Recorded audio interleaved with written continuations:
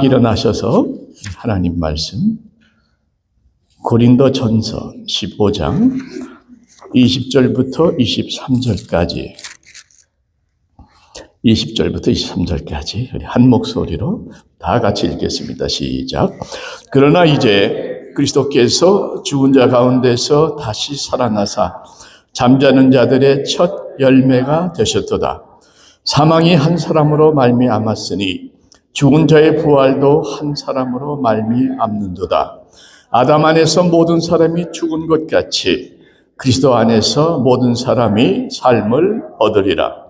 그러나 각각 자기 차례대로 되리니 먼저는 첫 열매인 그리스도요, 다음에는 그가 강림하실 때에 그리스도에게 속한 자요, 그 후에는 마지막이니, 거기는 다음 주에 하겠습니다. 네, 잠깐 기도합니다. 하나님, 4년 전에 서로 두 분씩 우리 주님 부활하셨습니다. 인사하십시오. 예, 인사하면 답례를 해야죠. 당신도 부활할 줄 믿습니다. 이게 중요한 거예요. 네, 당신도 부활할 줄 믿습니다. 계속 갈 수 3절도 있습니다. 하늘에서 만납시다 뭐 이런 거. 우리 주님 확실히 부활하셨습니다. 저는 이 예수의 부활에 대해서는 정말 세상 말로 눈곱만큼의 의심도 없습니다. 장사한 지 4월 만에 사도신경에 늘 고백하듯이 죽은 자 가운데서 부활하셔서 지금 이 자리에 살아 함께 계심을 믿기에 우리도 살아계신 주님 예배드리기 위해서 이 자리에 모였습니다. 네. 여러분, 주님의 부활이 어떻게 믿어지는가? 하나만 제 말씀은 너무나 많은데 하나만 말씀드리면, 우리 주님께서 십자가에서 못 박히셨을 때에 모든 제자들이 요한 빼놓고 다 도망갔죠. 자기 살겠다고. 자기를 위해서 죽으신 예수를 자기들은 살겠다고 던져버리고 떠났습니다. 그런데 어느 날 갑자기 이 사람들이 다 변해가지고 예수 부활하셨다는 소식을 온 세상에 전하면서 계속해서 예수님의 역사를 이루어 나가는 겁니다. 그리고 요한 빼놓고 모두가 다 결국에는 순교를 했습니다. 여러분, 예수님과 섞여서 난 죽지 않겠다고 다 도망갔던 제자들이었는데 어느 날 갑자기 예수 위에 다 죽었어요. 거기 핵심은 부활의 메시지를 전했기 때문에. 이걸 어떻게 설명을 하겠습니까? 제가 좀 고민을 좀 해봤습니다. 만에 하나 정말 제자들이 모여가지고 야, 우리 예수님 부활했다고 한번 세상을 속여보자. 한번 크게 사기 한번 쳐보자. 네? 거짓말로 꾸몄다면 여러분 보세요. 그들이 거짓말을 꾸며서 부활이라고 속일 만한 이유가 도대체 뭐가 있습니까? 거짓된 부활의 소식을 전해서 그 사람들이 얻을 이득이 뭐가 있습니까? 부활의 소식을 전했기 때문에 그들에게 돌아온 것은 어떤 이득이 아니고 핍박이었어요. 감옥에 갇혔습니다. 결국 순교했어요. 그런데 순교하는 순간까지 그들은 부활에 대해서 한마디도 타협하지 않았습니다. 내가 본 예수, 내가 들은 예수를 전하지 않고는 우리가 견딜 수 없다. 이것이 그들의 메시지였습니다. 여러분, 사람이 거짓말을 하면요, 어느 정도는 우길 수 있어요. 그런데 너 정말 이게 거짓말인 걸 인정할래? 아니면 죽을래? 그럼 어떻게 할 것 같아요? 김기만 집사님, 그럴 때 집사님 어떻게 하실 것 같아요? 거짓말 계속 칠래? 죽을래? 그럼 어떨 것 같아요? 누가 자기가 만들어 놓은 거짓말 때문에 자기 목숨을 바칩니다. 죄송합니다. 사기쳤습니다. 그런데 그 제자들은 단 한 사람도 포기하지 않고 변질되지 않고 예수의 부활을 외치다가 순교했습니다. 왜? 부활하신 예수를 만났기 때문에. 부활하신 예수를 만난 사람은 더 이상 같을 수가 없는 것입니다. 그들의 부활의 믿음이 선포되어서 교회가 생겼고, 그 교회 역사가 2000년 동안 내려와서 우리가 지금 여기서 예수님의 부활을 찬양하고 경배하는 줄 믿습니다. 여러분, 부활에 대해서 여러분 조금도 일말의 의심도 없기를 바라는데, 성경에 이런 말씀이 있습니다. 고린도전 15장, 오늘 우리가 20절부터 읽었죠. 19절에 보시면 이런 말씀이 있습니다. 한번 성경 한번 펴보시죠. 만일 그리스도 안에서 우리가 바라는 것이 다만 이 세상의 삶뿐이면 모든 사람 가운데 우리가 더욱 불쌍한 자리라. 쉽게 말씀드리면, 만약에 부활이 없다면, 그래서 믿는 우리가 바라는 것이 다만 이 땅에서 잘 먹고 잘 사는 것뿐이라면 우리는 그 어떤 다른 사람들보다 더 불쌍한 사람들. 부활이 없다면 우리의 믿음은 헛된 것이요, 우리의 삶은 가장 불쌍한 삶이 되는 것이다. 이렇게 고백을 합니다. 여러분, 기독교의 핵심은 십자가와 부활이, 십자가의 보혈의 은혜로 구원받고, 아멘, 부활의 소망으로 이 땅을 버텨나가는 겁니다. 하늘의 소망이 우리를 붙들고 있기에 우리는 계속 승리하여 나가는 겁니다. 그럼 부활의 계절을 맞아서 부활의 말씀 속으로 좀 깊이 들어가 보기를 원합니다. 오늘 노트에 잔뜩 적어놔서 여러분 상당히 걱정을 많이 하셨을 텐데, 순서도 많은데 다 안 합니다. 네, 지금 3주 할 내용을 이제 한꺼번에 요약을 해놓은 거니까 첫 번째 것만 할 테니까 이거 다들 이제 안심을 하시네. 세 가지 주제가 있죠. 네, 나의 부활은 어떻게 이루어지는가? 도대체 부활이 무엇인가? 나는 그걸 어떻게 경험하는가? 두 번째가 중요해요. 나의 부활을 어떻게 확신하는, 그리고 나의 부활은 어떻게 준비하는. 나도 부활할 수 있다는 것, 그 부활을 내가 준비해야 된다는 것, 이것이 주제가 되겠습니다. 첫 번째만 보겠습니다. 도대체 부활은 어떻게 이루어지는가? 첫째가 그리스도 안에서 이루어진다. 거기 말씀 있죠. 그리스도 안에서 모든 사람이 삶을 얻으리라. 그 앞에 아담 안에서 모든 사람이 죽은 것 같이 하는 내용이 있습니다. 아담의 범죄로 인해서 이 세상에 죄와 죽음이 들어왔죠. 그래서 우리는 나면서부터 죽음을 향해서 계속 인생을 살아갑니다. 그런 얘기가 있죠. 오늘 하루 내가 살았다는 것은 오늘 하루 내가 더 죽음과 가까워졌다 의미라는 것입니다. 자, 그런데 하나님은 또 다른 길을 여셨습니다. 생명의 길입니다.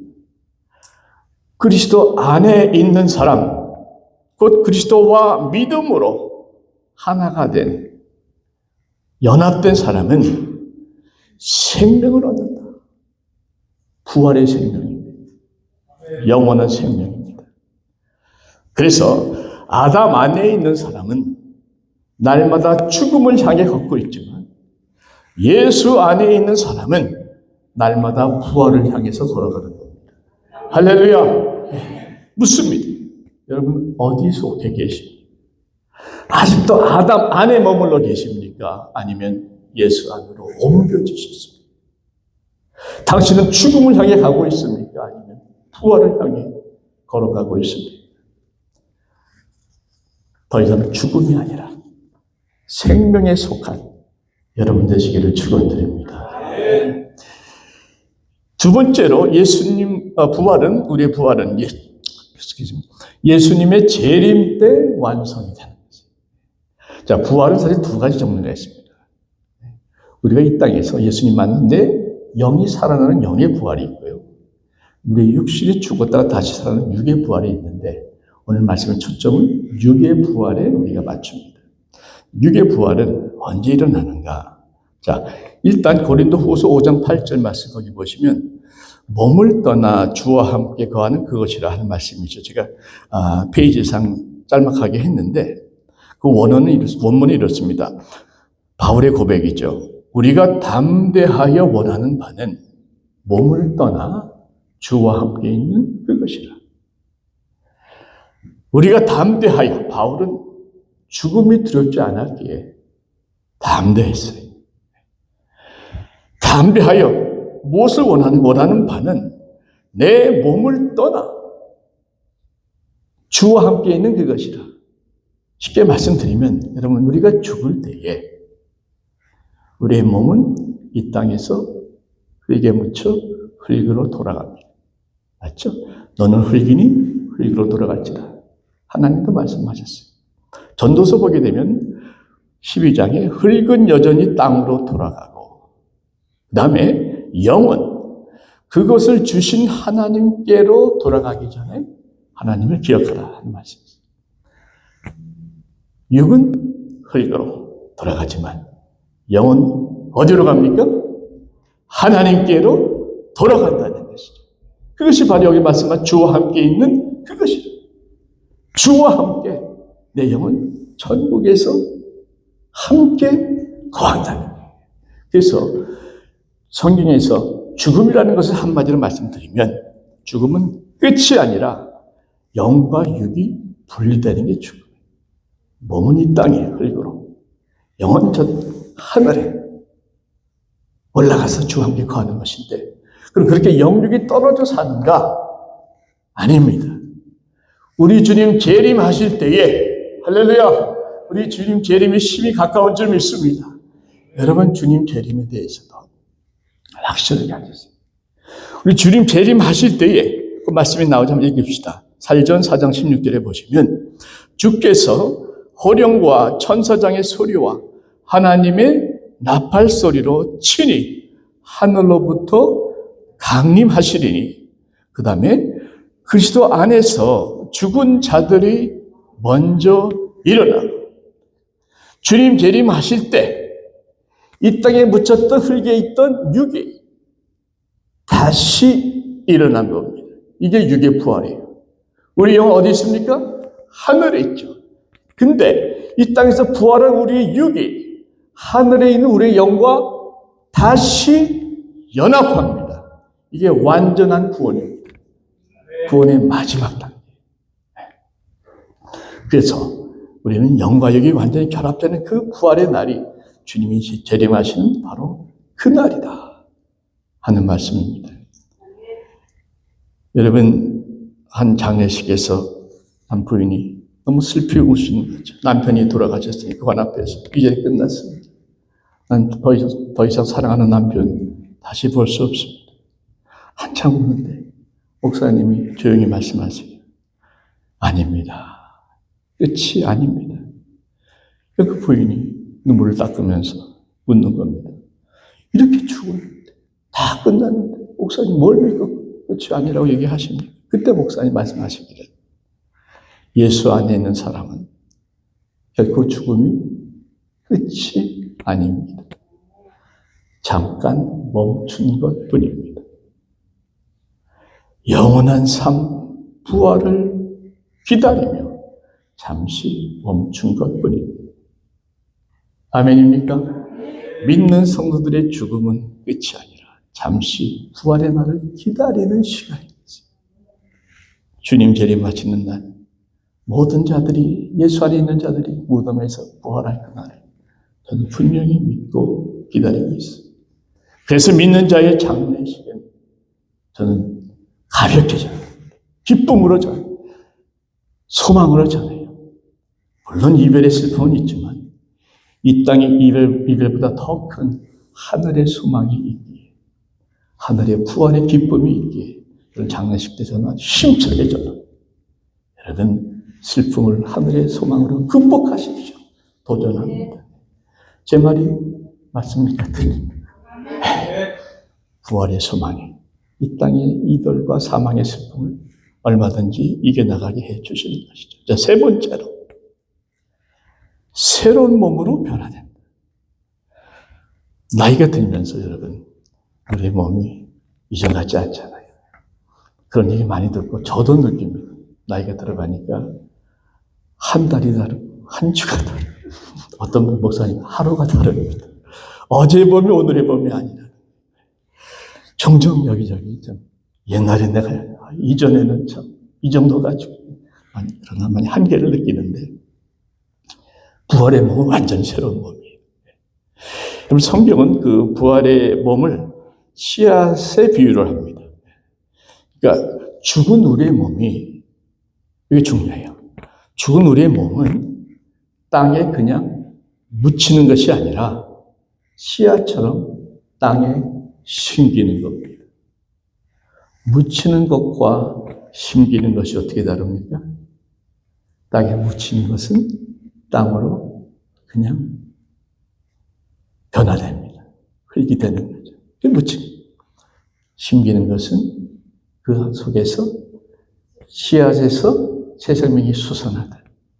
우리의 묻힌 육신에서, 심긴 육신에서 새 생명이, 새로운 육신이, 변화된 육신이 살아 역사하는 겁니다. 그래서 성경에 보면 어떻게 우리의 몸이 변화되는가? 성경 찾아보겠습니다. 고린도전서 15장 42절에 어떤 몸으로 변화되는가 하시면 42절에 성경 좀 보십시오. 노트에 들어갈 수가 없더라고요. 죽은 자의 부활도 그와 같으니, 그와 같다는 것은 씨를 심고 생명을 거두는 것과 같다는 의미입니다. 썩을 것으로 심고 썩지 아니할 것으로 다시 살아나며, 현재의 몸은 병들고 늙고 죽어서 썩지만 부활의 몸은 다시 살아난 영원히 썩지 않는 몸입니다. 그 다음에 욕된 것으로 심고 영광스러운 것으로 다시 살아나며, 현재 몸은 죄와 허물로 가득하지만 육신의 정욕으로 많이 깨끗하지 못하지만 부활의 몸은 하나님의 영광을 온전히 드러내는 그런 영광스러운 몸이라는 겁니다. 또 약한 것으로 심고 강한 것으로 다시 살아나며 있어요. 현재 몸은 우리가 얼마나 힘들어요. 질병과 피로와 늘 힘들어하는 분들이 많이 계시는 약한 몸이지만, 그러나 부활의 몸은 강한 몸이에요. 온전한 하나님의 능력으로 완벽하게 건강한 몸인 줄 믿습니다. 부활의 몸은 신경통 없습니다. 허리 안 아픕니다. 부활의 몸은 또 뭐 있습니까? 폐도 건강합니다. 건강한 몸으로 다시 살아나요. 변화되는 거죠. 또 44절에 보면 육의 몸으로 심고 신령한 몸으로 다시 살아나나니, 육의 몸은 우리의 피지컬, 제한한 몸이죠. 신령한 몸은 완전히 성령에 지배되는, 성령에 사로잡힌 영의 몸, 완전히 자유롭고 신령한 몸이 되는 것입니다. 그래서 여러분, 우리가 나이 들면서 자꾸 몸이 약해지는 것 너무 거기 낙심하지 마십시다. 최선을 다해서 관리하세요. 음식 잘 다이어트 하시고 운동하시고 마음 편안하게 감들 감사하시면서 잘 관리하십시오만은 그래도 70, 80, 90 되면 어쩔 수 없는 상황인데, 이것 때문에 낙심할 것이 아니라 꼭 기억할 것은 이 몸은 완성된 몸이 아니라 하나의 예고편입니다. 아멘. 부활하여서 새롭게 시작될 그 영광스러운 몸의 예고편입니다. 말씀을 맺겠습니다. 죽음은 끝이 아니라 시작입니다. 우리는 이 땅에 묻혀서 흙이 되는 것이 아니라 이 땅에 심겨져서 새로운 생명으로 다시 태어나는 줄 믿습니다. 하나님은 우리의 구원을 부활로, 영과 육의 결합으로 완성시킵니다. 어떤 분이 이런 얘기 하더라고요. 부활의 믿음이 없는 신앙은 마치 해가 떠오르지 않는 새벽과 같다. 밤이 돼서 캄캄한 어두운 밤이 지나고 새벽이 돼서 이젠 어둠이 떠나고 빛이 비춰야 되는데 해가 떠오르지 않는 그런 끔찍한 상황에 부활이 없는 신앙과 같다. 기다림은 있지만 결과는 없는 거죠. 어떤 분은 그런 얘기합니다. 부활이 없는 신앙은 영원한 장례식과 같은 신앙. 십자가로 사망의 은혜를 체험을 했는데, 십자가에서 죽었는데 다시 살아난다니까. 계속 영원히 죽어 있는데. 그래서 이것은 승리가 없는 패배의 복음. 부활이 없는 신앙은 승리가 없는 패배의 복음. 또 어떤 분은 부활이 없는 신앙은 싹 트지 못하는 씨앗과 같다. 십자가를 땅에 심었는데 거기서 부활의 생명이 터져 나와야 되는데 그게 없다면, 심기만 하고 자라지 않는다면, 생명이 나타나지 않는다면 얼마나 슬프고 끔찍한 일입니까? 여러분, 십자가는 희생과 고난입니다. 부활은 승리와 새 생명입니다. 십자가와 부활은 하나입니다. 결코 분리될 수가 없는 줄 믿습니다. 부활의 계절을 맞아서 여러분 모두에게 이 부활의 신앙이 깊이 새겨지고 부활의 역사가 여러분들의 역사가 되기를, 예수의 부활이 여러분들의 부활이 되기를 다시 한번 축원드립니다. 기도합시다. 아버지 하나님,